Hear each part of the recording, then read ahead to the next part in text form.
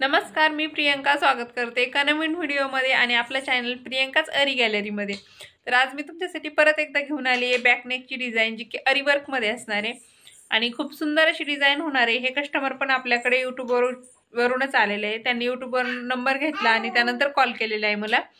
तर तुम्हाला पण अशीच नवनवीन डिझाइन बघायचे असतील तर त्यासाठी आपल्या चॅनलला सबस्क्राइब करा आणि अशाच नवनवीन डिझाइन बनवायचे असतील तर डिस्क्रिप्शनमध्ये माझा नंबर दिलेला आहे, तिथं मला कॉल करा। मी नगरमध्ये राहते, नगरच्या आसपास कुणी असेल तर डायरेक्ट या, नसेल तर कुरिअरनी पाठवलं तरी पण मी ऑर्डर घेते। तर तुम्हाला डिझाईन्स कशा वाटतात मला कमेंट बॉक्समध्ये सांगा आणि अशाच नवनवीन डिझाइन बघत राहा आणि बनवत राहा।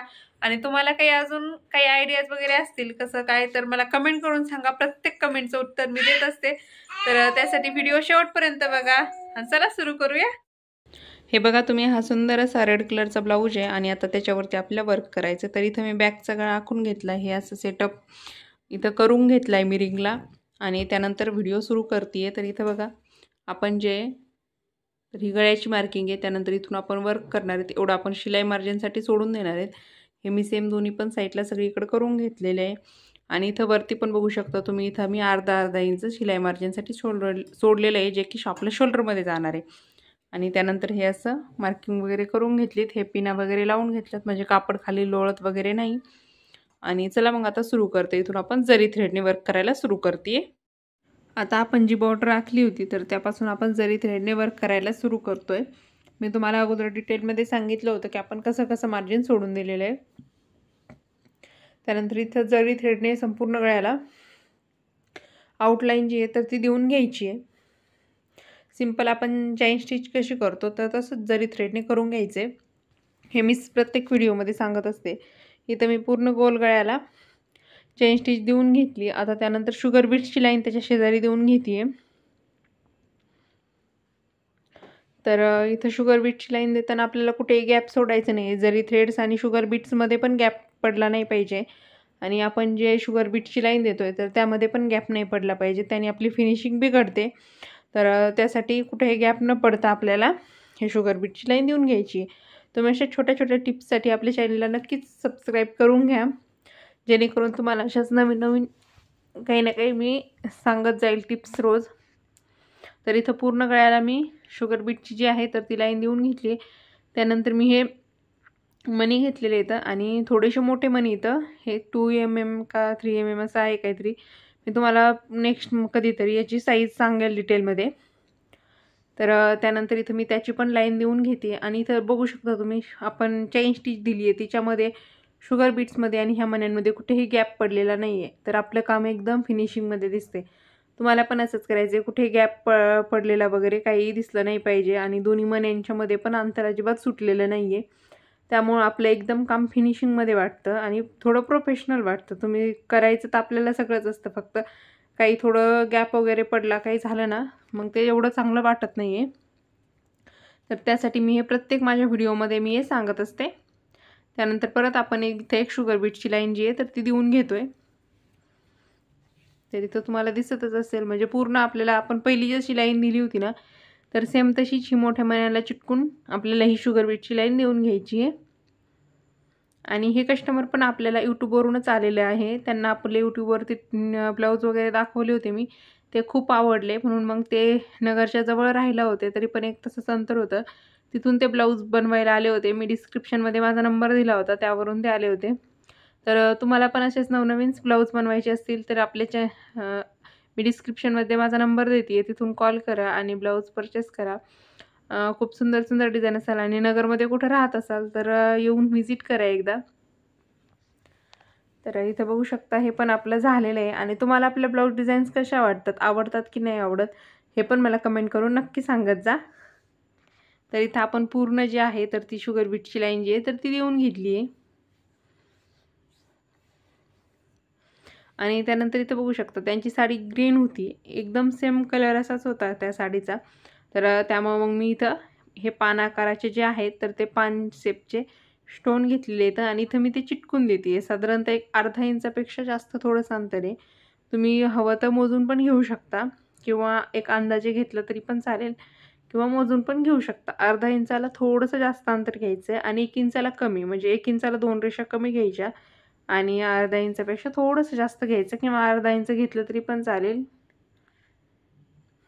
तर इथं असे स्टोन वगैरे चिटकून घ्यायचे इथं. आणि खाली आणि इथं बघू शकता तुम्ही आपलं असं पण अंतर सेम आलं आहे, आपण अंदाजे चिटकवले तरी पण. आणि शुगर बीट्स आणि स्टोन याच्यामधलं पण अंतर सेम ठेवायचे, खालीवर असं करायचं नाही आहे, जेणेकरून आपली फिनिशिंग बिघडते. तुम्हाला जर नसेल अंदाजे तर तुम्ही टेपनी मोजून पण घेऊ शकता. तर त्यानंतर इथं मी शुगर बीट्सने याला बरोबर पान शेपमध्ये याला आपलं हे करून घेते, स्टिच करून घेते.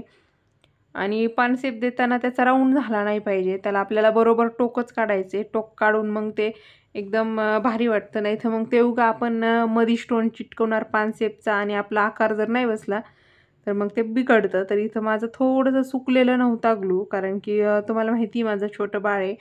मी तो झोपल्यानंतर एक तर काम करते किंवा मग तो जागा असल्यानंतर काहीच होत नाही आहे, कारण की आता तो चालायला शिकतोय. त्यामुळं मग माझं शक्यच होत नाही तो असल्यावर. म्हणून मग मला एवढं थांबणं वगैरे जमत नाही. त्यामुळं मी असेल तसंच पटापटा करून घेत असते. तर तसं काही नसतं, म्हणजे थांबण्यावरती किंवा सुकू देण्यावरती काही नसतं. फक्त विषय असतो की आपल्याला वर्क करताना थोडा त्रास होत नाही. म्हणजे जर सुकलं तर व्यवस्थित करता येतं आणि नाही सुकलं तर मग तो स्टोन थोडासा टकतो. पण प्रॉब्लेम काहीच नाही होत वर्कला. त्यासाठी मग मी काही सुकू वगैरे देत नाही. त्याच्या साईडनं हळूहळू करून घेते काम, कारण की माझं छोटं बाळ आहे, मग ते त्रास देतं. मग ते उठल्यानंतर माझं कोणतंच काम होत नाही. मग त्यासाठी मी असंच पटापटा करून घेत असते तो झोपलाय तोपर्यंत. आणि एका ताईची मला 2-3 व्हिडिओला कमेंट आहे की ताई तुमचं डेली रुटीन दाखवा, तुम्ही बाळाला मॅनेज करता, वर्क करता, घरातलं काम कसं करता. तर मी नक्कीच दाखवेल माझं डेलीचं रुटीन मी कसं काय करते ते.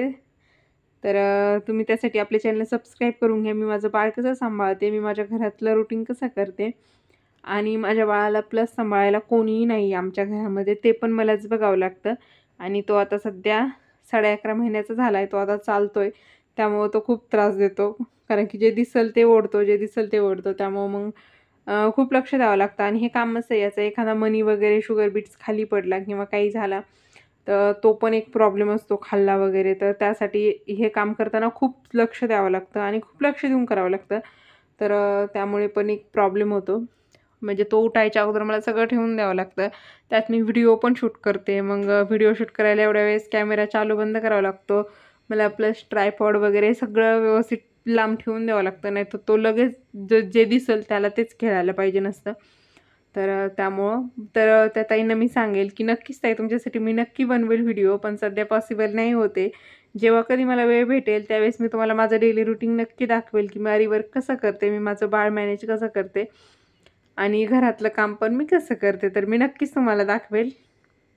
तर इथं बघू शकता मी काय केलेलं आहे, 2 मणी जे आपण दोन्ही शुगर बीट्सच्या मध्ये मणी टाकलेत, मोठे मणी थोडेसे, तर इथं तेच मणी इथं आणि 2 मणी मी टाकून घेते आडवे आणि त्यानंतर त्याच्यामध्ये एक उभा टाकते. तर इथं बघा तुम्ही 2 मणी टाकले मी, त्यानंतर त्याच्यामध्ये परत जाऊन मी एक स्टिच देते आणि मग एक मणी टाकून देते आणि इथं गाठ मारून देते, किंवा मग तुम्ही त्याला असं वाकडं करून त्याच्यामध्ये धागा गुंतून दिला तरी पण चालेल, कोणत्या पण याने करू शकता. तर इथं बघू शकता इथं मी धागा गुंतते, म्हणजे असं केलं तुम्ही, असं धरून असा पकडून तो धागा त्याच्यामध्ये गुंतून द्यायचा तरी पण चालेल आणि तुम्ही जी गाठ मारली तरी पण चालेल. तर इथं बघू शकता मी जरी थ्रेड घेतला आहे, ज्याने आपण फर्स्ट टाईम जी आहे ती बॉर्डर दिली होती जरी थ्रेडनं, तर तोच थ्रेड घेतला आहे मी. आणि आता आपण इथं परत गळ्याला एक बॉर्डर देऊन घेतो आहे आणि याच्यामध्ये फक्त काय करायचं आपल्याला, जिथं गॅप आहेत ना पान स्टोनच्यामध्ये, असं थोडं अंतर राहिलेलं आहे ना आपलं, तिथं मी एक मणी टाकत जाते, जेणेकरून आपली डिझाईन भरकच्च दिसेल.